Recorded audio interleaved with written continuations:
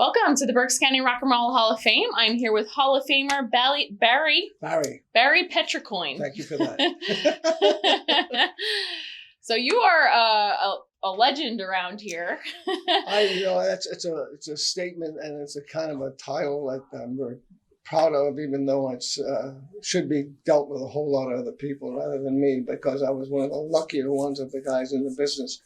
But I was very lucky, and the groups that I was with just had so much talent, and it just grew and grew and grew. It was a great time, Alexis, to be a musician. You and I haven't had an opportunity to discuss that, but it really was a great time to be a musician. When did you start playing music? I must have been, I'm sure, around 12, 13. I started playing with clarinet, and I used to practice a lot. I was a teacher in Zeswitz, which was on Penn Street at the time. Okay. By the name of Sam Karenny, who had a big band at the time, very popular before my time.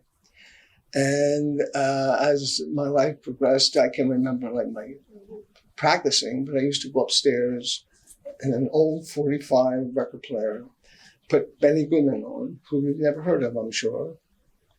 I haven't heard of Benny Goodman, I'm sorry. But Benny Goodman, who was the premier clarinet player in the world, if you go back to it. Okay. But I used to try and play with his band, and I got in a lot of trouble because I had to keep turning it up to play it a little bit better. And it ended up, my parents would just say, "That's enough, that's enough." But I can remember that far back that I could do it. But when we got into the high school era, Reading was one of those cities. It was kind of the thing that I can best describe Reading in those days. It was like Chicago in the 20s. And I mean that because it was a crazy, crazy town. There was so much going on. Musicians could play 6-7 nights a week. Wow. Yeah.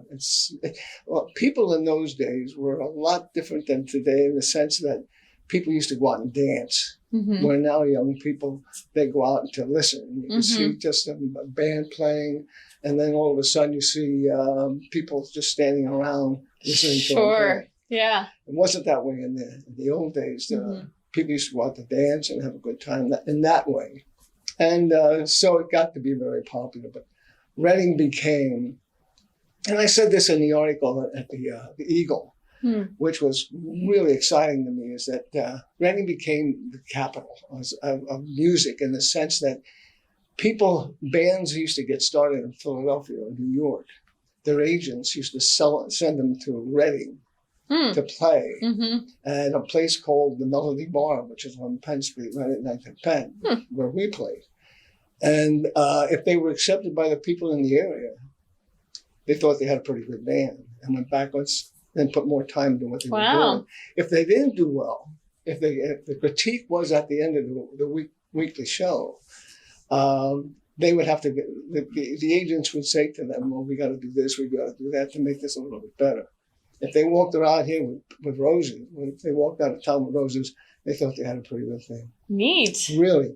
So it doesn't surprise me that the Berks Jazz Fest is so huge. Oh, okay. Because in the city, the county has just produced so many great people in whatever genre. Whether it be the polka music or country music, it's just been a popular item. So I was very fortunate in that sense. Secondly, am I talking too fast? No, you're doing great. Secondly, one of the things that happened for me, in the sense that the guys that I played with, I was very fortunate, extremely fortunate, because every one of them was the best at their field, every one of them, and they have today. Still, you can go almost anywhere, and they're known, from Billy Bauer to Bill Fisher. The list goes. There's about 10, 12 guys that come to mind. But these guys were the type of guys that when they played, musicians would come from other counties just to hear them play. And you just don't hear about that stuff anymore. Yeah. It was just crazy. But there were ins, there's outs, there's downs, and there's up value. But the best thing that I think that we had was the popularity that people just loved to come hear us and see us. And it just grew. And I guess that became the status of what the title legend or whatever it comes. That might be where it's coming, but it really should hold on to all those guys and all. They were all fantastic. Sure. People. But there's a lot to be said for this area because Reading at that time was so wild it was a shame. I mean, it was crazy. People were having a good time. There was not much really happening as far as the surrounding counties, but Reading just had something going on all the time. It was fortunate for me. Yeah, that's neat. Yeah, it really was.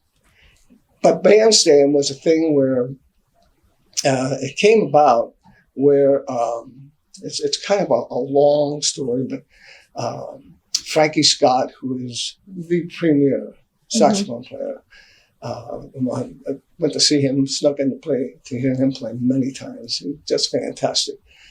His band played with Bill Haley and the Comets up in Canada. And the two guitar players, Franny Beecher and Bill Fisher, who was the guitar player there, became very close friends. Well, they had this feeling that they could make a record with two guitars rather than a piano and a guitar. So it went around for a while, and then I think the year before what they did was no one would even dare record the music like that. So they went undercover, and they did this thing. There was Atlantic Records, and there was a subsidiary called East West. And they went and they recorded this thing called Weekend. And Weekend was an instrumental that started in, I'll say, April, May, and it went to number 32 in the country. It was the only record that grew in popularity so fast, but there was no band that could take credit for recording it because it was Bill Haley's band. Wow. So the guitar player got a hold of Bill Fisher, who got a hold of Tink, who was playing in our band, and said, I got a deal for you. So what we did was we got together, we went back into the recording studio and recorded it.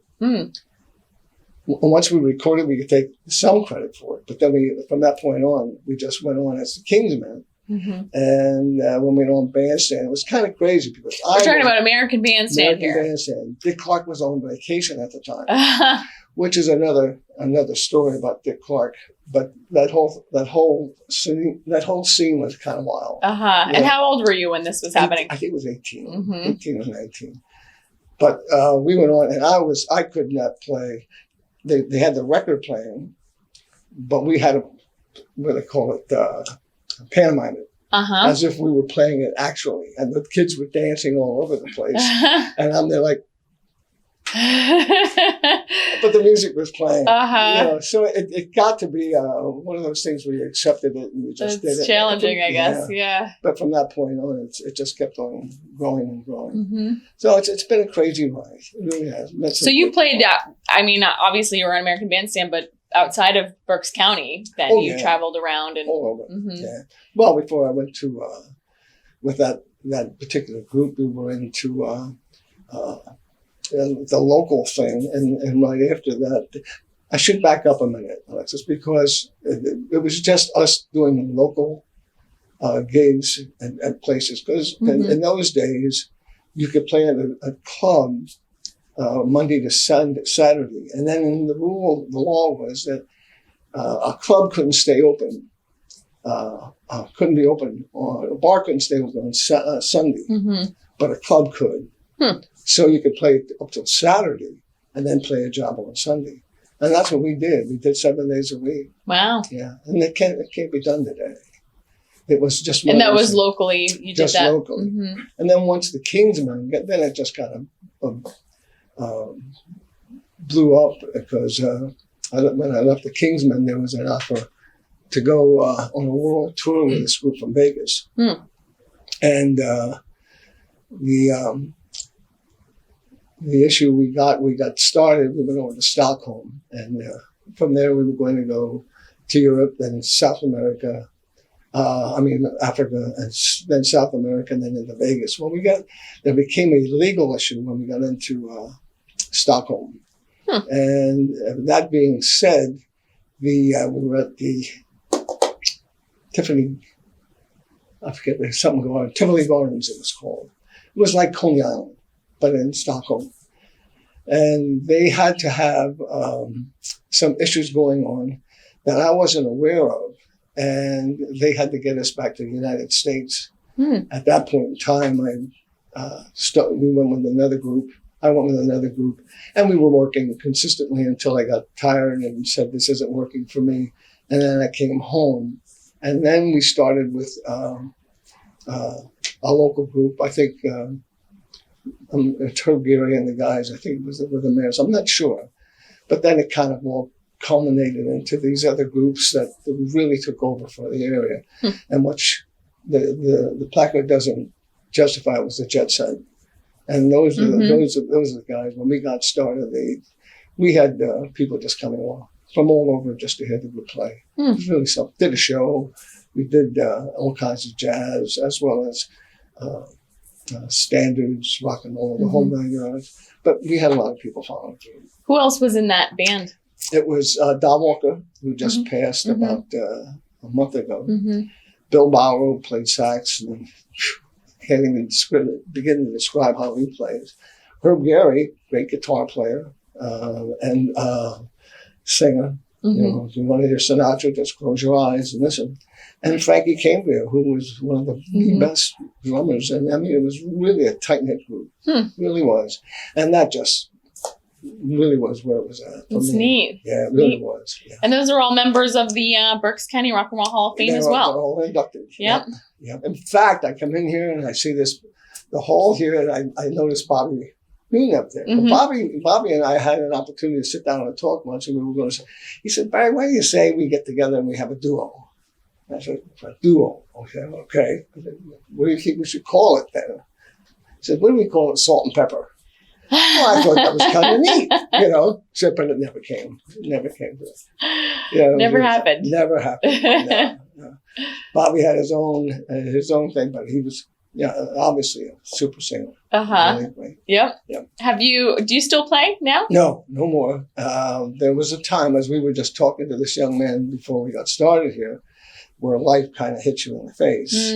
Frankie Scott told me once, you take it so far, and if you're in control when you're 30 years old, then you have a shot at doing something really good with it. But if you're just trying to stay alive, because of music, it's the popularity, which is the obvious. And if it got to the point where it started to drift off, other groups started coming up, that type thing. And it was my time to just pack it in. And that's what I did. I don't miss it. I really don't miss it. I miss the people. I talk to them, and I miss the guys. I mean, it was one of those great times to have, great memories. Some of the music we did was just fascinating. It really was. Yeah. So I'm very grateful, and I'm extremely grateful that I have an opportunity to tell people about that past. But I was so it's something that if you were at that age, and I wish you weren't at that age, but I'm staying as long as you can, young as you can, as long as you can. But Reading was truly a workplace for that type of thing. Really, there was a lot of amazing musicians and entertainers coming through this town.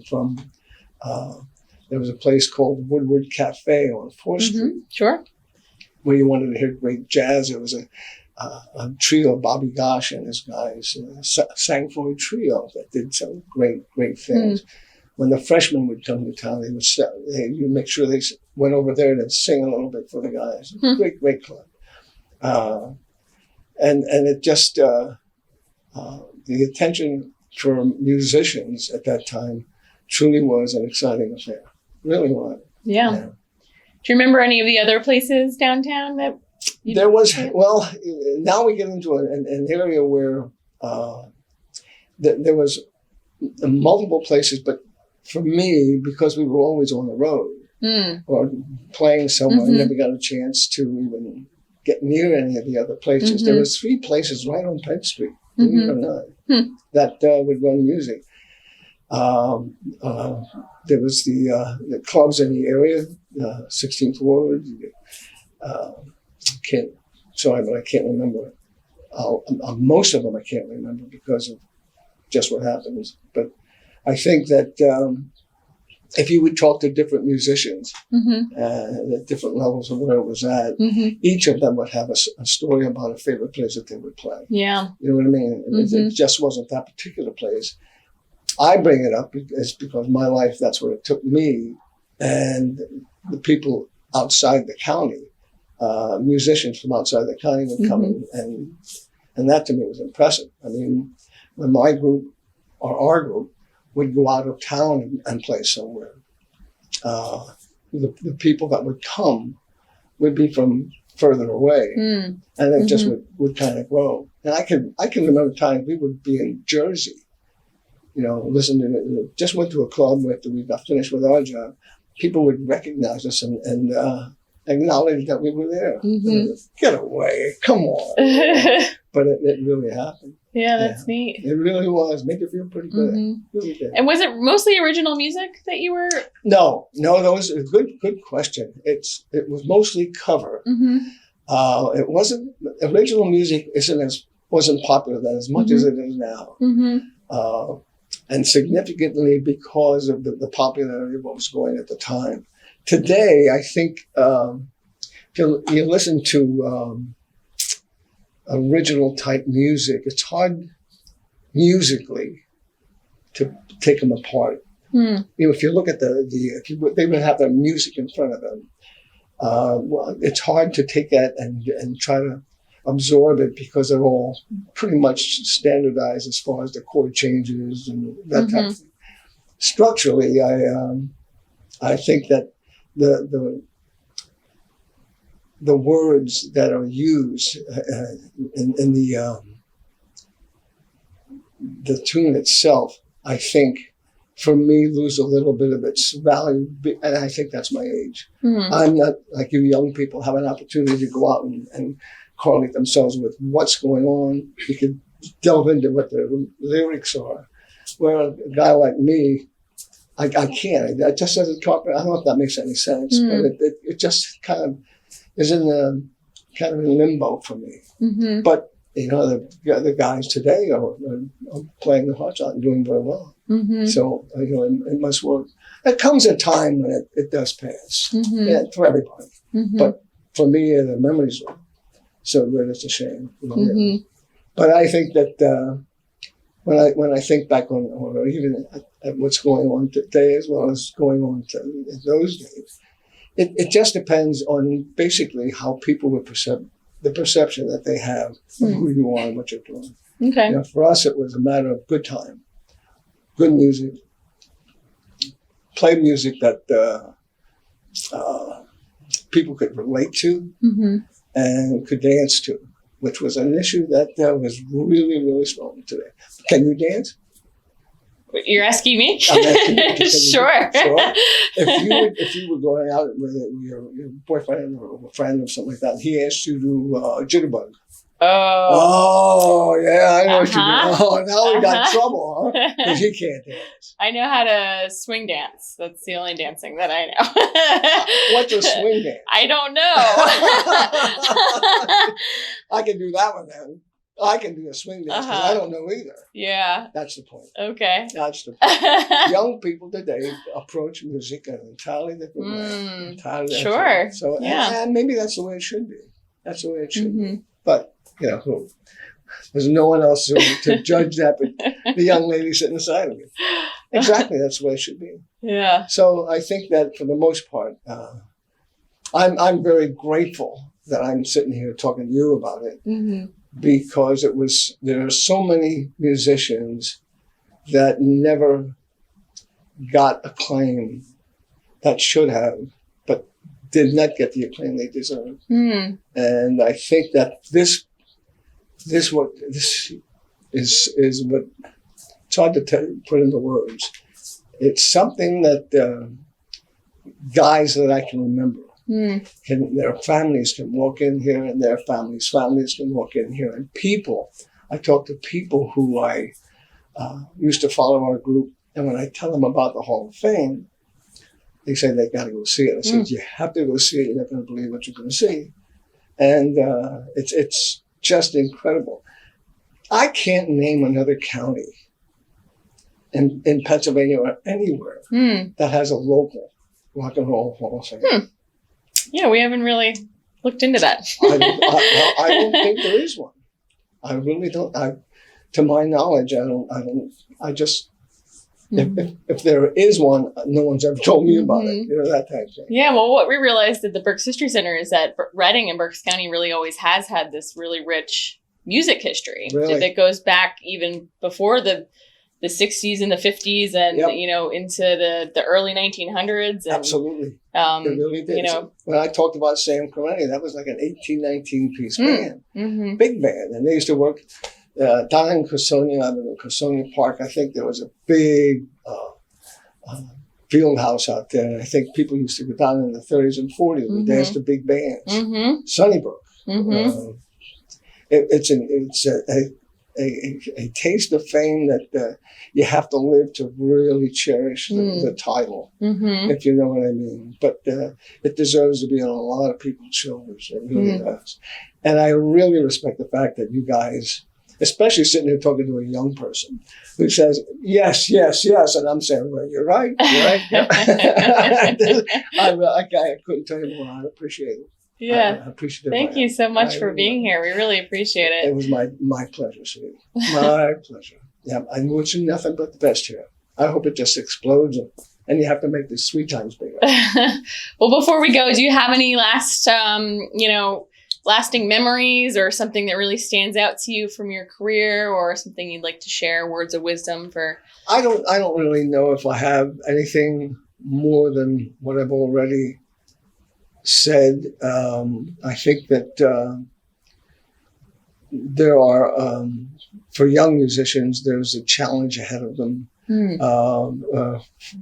to do their best and to acknowledge the fact of take the talent that they have and just deal with it the best they can, but be more adhesive. When I say adhesive, draw in and accept the challenges of what life brings you. And if you find yourself in a position where it is going to go this far, but you're not sure if it's going to go any further, then start looking for a different way to do it. But always keep music in your mind. I have always said, I believe that they should have music being taught in the school districts because it's just enlarges your whole humanity, if that's the right word. Humanity. Humanity is the word. And I really don't have much more to say, but I thank you very much for having me. Thank you so much for being here. It was a treat. Thank you very much.